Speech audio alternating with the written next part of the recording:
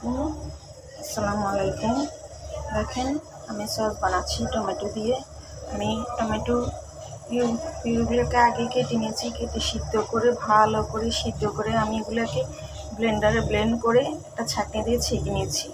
নেওয়ার পরে পিউরিগুলো বের হয়েছে, আমি এগুলো জাল দিচ্ছি। ওগুলো আমি দেখাতে পারি নাই, আমার তখন অনেকগুলো কাজ ছিল, একসাথে রান্না করতেছিলাম, তাই ওই কাটাকুটিগুলো আমি আর দেখাতে পারি নাই সিদ্ধটা। এখন এগুলোতে আমি কিভাবে বাসার জন্য আমি এই সসগুলো বানাই। টমেটো, যেহেতু এখন টমেটোর সিজন, খুব অল্পতে পাওয়া যাচ্ছে, তাই বাসার জন্য কিছু সস বানিয়ে রাখতেছি। সামনে রমজান আসতেছে, আপনারা আমার সাথে থাকুন। আমি কীভাবে সস বানাই, সসের ভিতরে আমি কি কি দিই আপনারা দেখেন। আমি যে যেরকম স্বাদ খাই, যে চিনি খাই, সেই অনুযায়ী 1 কাপ চিনি দিয়ে দিচ্ছি। আপনি চাইলে এখানে আরও বাড়তি চিনি দিতে পারেন। আমার বর চিনি খায় না, সেই জন্য আমি দিচ্ছি না। লাল মরিচের গুঁড়ো স্বাদ অনুযায়ী দিয়ে দিলাম 2 টেবিল চামচ দিচ্ছি, যেহেতু এগুলো অনেক ঝাল। যদি লাগে পরে আমি আবার দেব।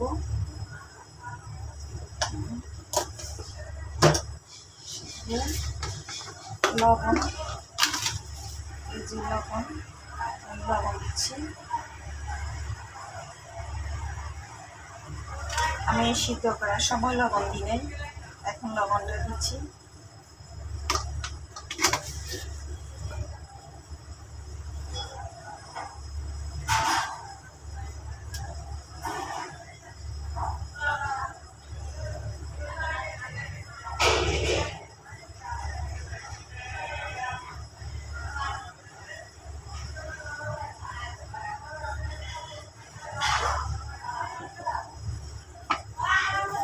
ভিনেগার, এটা দেখুন সাদা সিদ্ধা ভিনেগার, 1 কাপ ভিনেগার দিয়ে দেবো।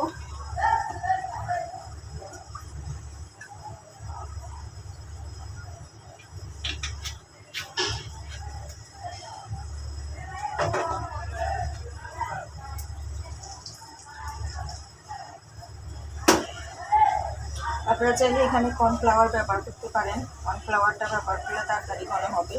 আমি কর্নফ্লাওয়ার ব্যবহার করতেছি না, আমি এটা রেখে দিচ্ছি, যেহেতু বাসায় খাবো, কি প্রয়োজন, সেজন্য আর কর্নফ্লাওয়ার দিয়ে এত ঘন করতেছি না।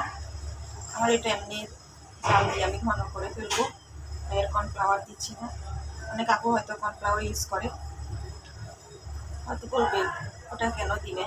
ওটা আমি দিনে যেহেতু বাসায় খাবো, এত এত কিছু কি প্রয়োজন। আমি নিজে জাল দিয়ে এটাকে ঘন করে ফেলবো, কর্নফ্লাওয়ার দিয়ে আর ঘন করতেছি না আমি। এখন এগুলোকে জাল দিতে থাকবো। জাল দিতে যখন একটা ঘন পিউরি বের হবে, সেটা আপনাদেরকে দেখাবো। ততক্ষণ পর্যন্ত আমি এগুলো জাল দিতে থাকবো আর নাড়তে থাকবো। আমি আসছি, এসে একটু দিচ্ছি। দেখেন এটা কালারটা আপনি আসবে, আপনাকে কোনো কালার ইউজ করতে হবে না। এই যে আমার এগুলো দেখেন সুন্দর কালার আসতেছে, এই যে দেখেন কালার হয়ে গেছে। মরিচটা দিয়েছে যে সেজন্য না, এমনি কালার আসবে। টমেটো যদি একদম টকটকে লাল হয়, কালার হয়ে যাবে আপনাদের দেখানো। আমিও কোনো কালার ইউজ করি নাই, একদম সোজা, একদম সোজা। বেশি করে যেহেতু টমেটো সিজন, এরকম সস বানায় রাখবেন, সব কাজে লাগবে। তাদের বাচ্চাদের প্রতিদিনের রুটিনে অনেক ভাজা খাবার থাকে, সবার বড়দের ছোটদের নুডলস খেতে লাগে, তাই এখন অনেক সোজা। এভাবে বানিয়ে রাখবেন, যে ঘন হয়ে আসতেছে আস্তে আস্তে। দেখেন আমি ঢাকনাটা সরাই রাখছি, ঢাকনাটা দিলেও ভালো, না দিলেও সমস্যা নাই। আমি আর 5 মিনিটের জন্য ওগুলোকে জাল করতে দিচ্ছি, দিয়ে আমি চলে যাচ্ছি।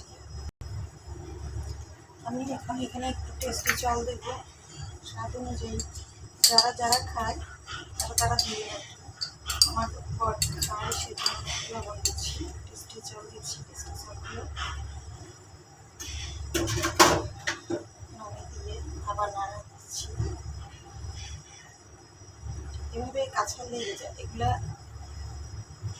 এটা দিয়ে এভাবে করে নিচে দিকে নামাই দিলে, তাহলে আর এগুলোর কাছে থেকে আর উঠবে না।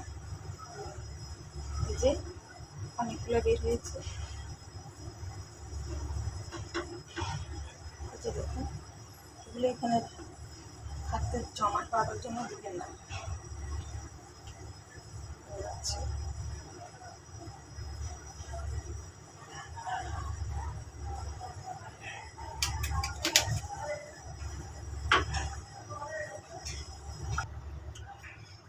দেখেন পানিগুলো একদম শুকিয়ে গেছে, শুকিয়ে একদম সবগুলো পিউরে শুকিয়ে গেছে। দেখেন এই যে হয়ে গেছে আমার সসটা। আপনারা ভাইবেন না যে 1-2 মিনিট হয়েছে, এটা অনেকক্ষণ ধরে জাল দিতে হয়েছে, ধৈর্য ধরে। এই যে এরকম ঘন হয়েছে আমার পিউরিটা। এখন আমি এটা নামিয়ে নিব। এটা যেহেতু আমি বাসায় খাবো, এত ঘন প্রয়োজন নেই। যে আপনাদেরকে আমি দেখাচ্ছি, একটু ফ্রিজে নিয়ে দেখাচ্ছি, ঠিক আছে। আসতেছে খুবই কম, এই যে খুব কম কম আসতেছে। আমি যদি আরো কম দিয়ে থাকি তখন আরো কম আসবে। আমি তো এখানে বেশি দিয়ে দিচ্ছি। এই যে দেখেন আসতেছে না, আসতেছে না। দেখেন এই যে টমেটো সস নামানোর সময় সবসময় এভাবে করে দেখবেন। যখন নিচের দিকে একেবারে কম নামবে তখন ভাববেন যে এটা হয়ে গেছে। আমার এটা হয়ে গেছে, আমি এতক্ষণ ধরে নাড়ছি, নাড়তে নাড়তে এই পর্যায়ে আসছে। আমার সসটা রেডি, অলরেডি হয়ে গেছে। দেখেন কি সুন্দর কালার হয়েছে। শেষ আমার কাজ এখানে। আমি এখন এগুলো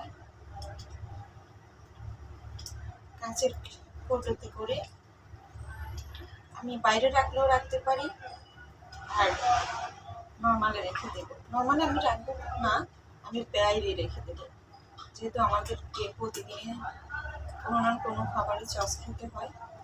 সেই জন্য আমি এটা কাঁচের ঝাড়ে করে সংগ্রহ করবো, করে রেখে দেবো। এই যে আমার সসটা হয়ে গেছে। এখানে বিদায়। আসসালামু আলাইকুম। আজকের মতো এখানে বিদায় নিচ্ছি। হয়ে গেছে, একদম হয়ে গেছে।